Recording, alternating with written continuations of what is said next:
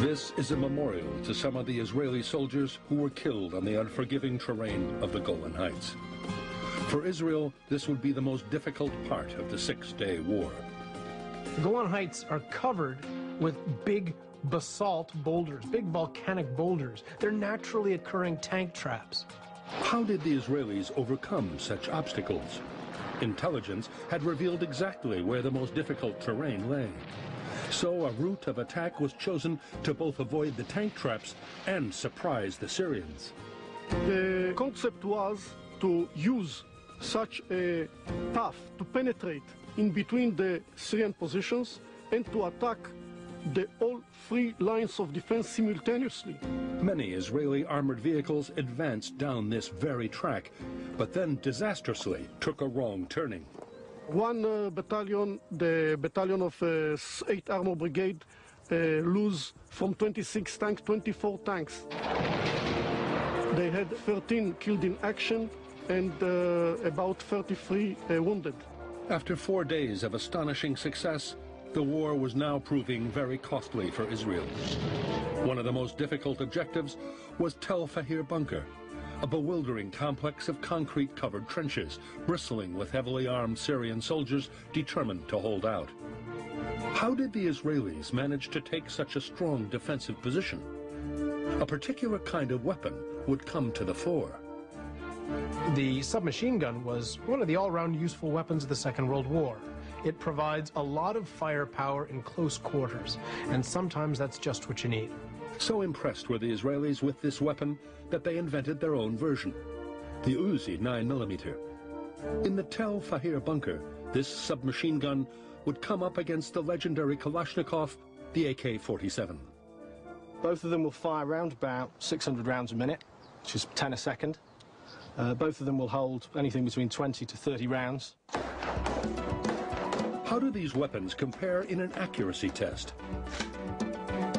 McIntyre is firing at a target 50 meters away. 5 shots from each gun. All the rounds hit the target, but only the AK-47 gets close to the center of the black. The AK has the advantage that you can hit the target at a much longer range, and the ballistics are still lethal at those ranges. The 9mm really falls short of that and wouldn't be lethal at anything more than 100 meters. But in the close-up fight at Tel Fahir bunker, long-range accuracy was not the deciding factor. It was smooth handling in a tight space that was more important. So how do these two weapons compare in a trench combat test? First, the Uzi.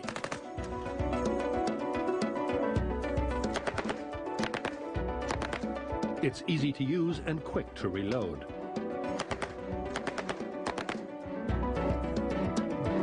Then the AK-47.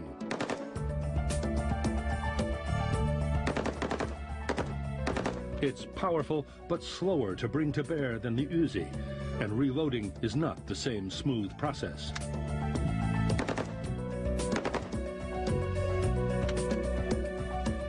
In this test, it even jams.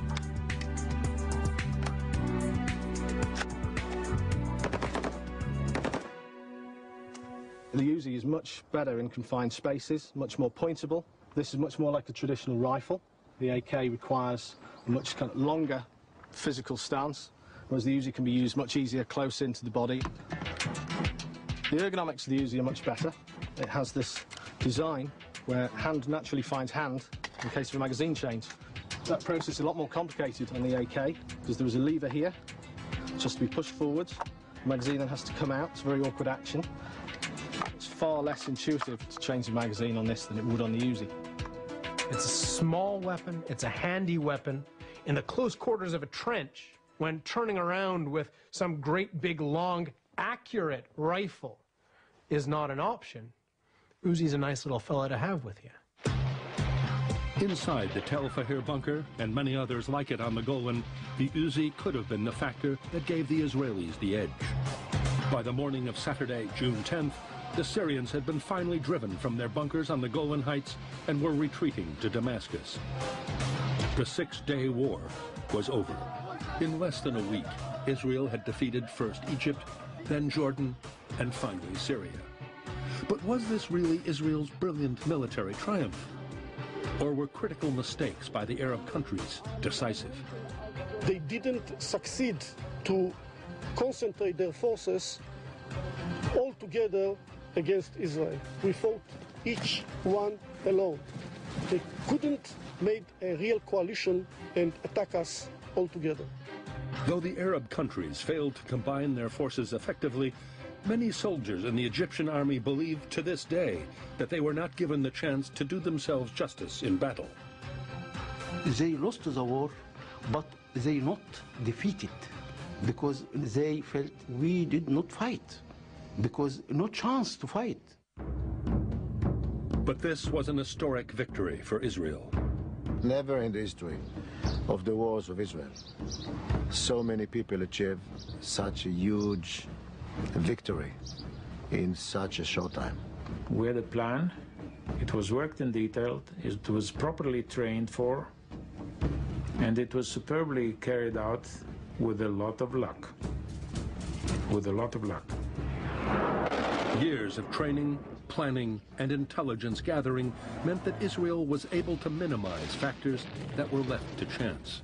The decisive factor was executing the plan to the letter, based on strictly military measures, nothing to do with politics, and do not let politicians intervene. There was an Egyptian officer who said early in the war, the Israelis prepared for this war, we prepared for parades through the streets of Cairo. In 1967, Israel was ready. Gene Kranz's flight controllers were only in their 20s when they took on one of the boldest missions in human history, placing a man on the moon. Failure is not an option. Tomorrow night at 8 on the History Channel. Even astronauts have heroes.